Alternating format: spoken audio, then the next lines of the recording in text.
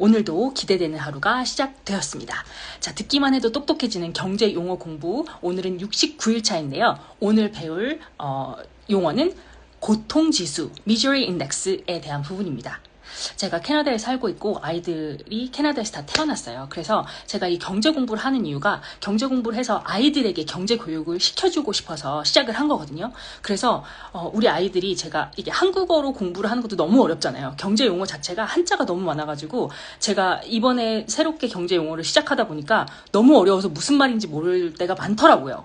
그러니까 제가 한국어가 모국어인데도 불구하고 근데 이렇게 복잡한 한국어를 다시 우리 아이들에게 설명해주면 전혀 모릅니다. 한국어로 말해주면 알아듣질 못해요. 그래서 영어로 좀 섞어서 얘기를 해줘야 되는데 그러기 위해서 제가 한국어와 영어를 같이 동시에 공부를 하고 있습니다. 그래서 이 영상을 보시는 분들은 한국어로 된 경제 용어 설명도 확실히 이해를 하실 거고 게다가 이 용어 경제 용어가 영어랑 연관되는 부분까지도 아실 수 있기 때문에 미국 주식 미장을 공부하시는 분들에게도 도움이 될 것 같아요.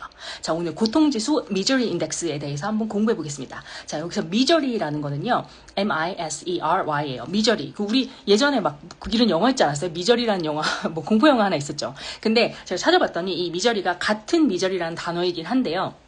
거기 그 영화에서 나오는 미저리는 개인적인 고통이나 뭐 이런 것들을 동글님 반갑습니다. 그런 것들을 이제 보인다고 합니다. 그런데 여기에 나오는 미저리 고통지수 경제 용어에서 나오는 미저리는요, 어떤 경제적인 고통과 어려움, 극심한 고통, 고난 이런 걸 말한다고 해요. 그러니까 얼마나 경제적으로 어려운가를 지수로 나타내는 거죠. 자, 그래서 이 지수는 어떻게 나타낼까? 자, 우리가 경제적으로 어렵다는 걸 딱 머릿속에 생각해 보세요. 어떨 때 내가 경제적으로 어려워요?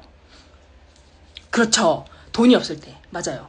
돈이 없을 때. 그럼 돈이 없으면 어떻게 해요? 돈을 벌어야 되잖아요. 근데 돈을 벌지도 못하고 돈이 없어. 그럼 너무 고통스럽잖아요. 그래서 이 고통지수 Misery Index는 실업률, 내가 얼마나 고용되고 이제 실직자가 얼마나 많은지 거기에 더해서 inflation 뭐예요? 물가가 상승하는 거죠. 상승하는 거 두 가지를 더해서 나온 게 이 경제적인 어려움을 뜻하는 고통지수 Misery Index입니다. 이해가 되셨죠? 자, 딱 정리를 하자면 뭐예요? 고통지수 Misery Index는 그 경제에 대한 얼마나 사람들이 경제를 어려워하는지 경제적으로 고통스러운 것을 반영하는 지수인데 이 지수는 실업률과 인플레이션으로 나눈다. 왜냐면 내가 돈을 못 벌면 경제적으로 고통스럽고 그 다음에 물가가 너무 비싸서 돈이 없어서 저걸 못 사면 괴롭잖아요. 그러니까 그 두 개를 합친 게 고통지수입니다. 그래서 이거를 따로 우리 전에 고용률 employment rate 했었고 그 다음에 따로 뭐죠? 인플레이션이나 스태그플레이션 해가지고 그렇게 가는 것도 따로 배웠었죠. 그런데 이 고통지수는 두 개를 합친 거예요. 그래서 이 고통지수가 왜 중요하냐? 자, 고통지수가 올라가면요. 일단은 사람들이 소비를 줄입니다. 그러면 기업은 어떻게 할 수가 있냐면 이 고통지수가 올라갔을 때는 투자를 보류할 가능성이 있어요. 왜냐하면 투자를 해서 생산을 많이 해도 지금 고통지수가 올라가 있으면 소비자들이 살 수가 없잖아요. 그래서 투자를 중단할 수 있다. 그리고 여기서 또 정부는 government는 어떤 액션을 취할 수 있느냐라고 봤을 때 정부는 자, 고통률 지수가 올라가잖아요. 그러면 그 실업률이랑 뭐라 그랬죠? 인플레이션이잖아요. 둘 다 내리려고 하겠죠. 자, 그래서 인플레이션을 내리는 방법은 뭐가 있어요? 물가를 내려야 되잖아요. 물가를 내리려면 금리 인상. 자, 그럼 정부는 금리 인상은 할 수밖에 없어요. 자, 그래서 우리가 고통지수만 딱 봤을 때 고통지수가 많이 올라가고 있다라고 하면 정부가 어떻게 할 가능성이 커요? 그 금리를 올릴 가능성이 크죠. 그래서 금리 올리는 거에 대한 대비를 해야겠죠. 그래서 이 고통지수가 높을 때는 보통 투자자들이 금이나 채권 등의 안전자산에 많이 투자를 합니다. 그래서 내가 고통지수만 보고도 정부의 정책이 어떻게 갈 것인가를 예측을 할 수 있겠죠. 그리고 또 다른 부분은 네, 혜정님 반갑습니다. 그 두 번째 부분은 뭐예요? 실업률이었잖아요. 자, 실업률은 사람들이 일자리를 얻지 못하고 월급을 받지 못하니까 돈이 없잖아요. 이 돈이 없는 걸 어떻게 해결해줘요?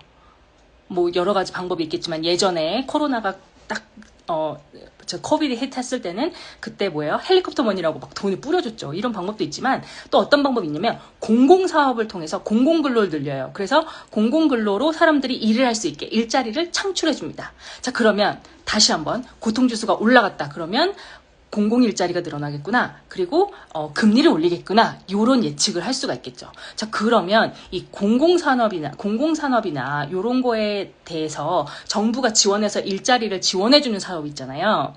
그런 것들을 내가 미리 알아놓으면 고통지수가 올라갔을 때 거기에 미리 투자를 하거나 아니면 그쪽으로 어떤 내가 일자리를 구한다거나 이렇게 생각을 할 수가 있겠죠. 그래서 오늘 배운 이 경제용어 고통지수, 요거 misery index, 요거 하나만 알아도 정책의 방향이 어떻게 될 거고 내가 소비자로서는 어떨 건지, 그 국민으로서는 어떨 건지, 그리고 국가의 입장에서는 어떤 변화가 있을 건지 이런 걸 예측을 해보면서 투자를 진행해 보면 좋을 것 같습니다.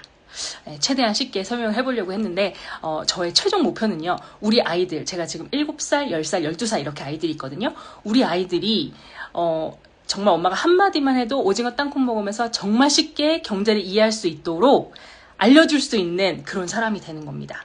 자, 그러려면 제가 공부를 더 많이 해야겠죠. 그리고 모든 용어들이나 이런 것도 한국어와 영어, 그리고 정말 경제적인 그런 뭐 용어나 뭐 이런 것들도 더 많이 공부해야 된다는 생각이 듭니다. 자, 그러면 오늘은 고통지수에 대해서 공부했고, Misery Index 뭐예요? Employment Rate, Unemployment Rate plus Inflation. 그러니까 실업률과 인플레이션 합친 게 고통지수다. 여기까지. 자, 그럼 내일 71차에서 뵙도록 하겠습니다.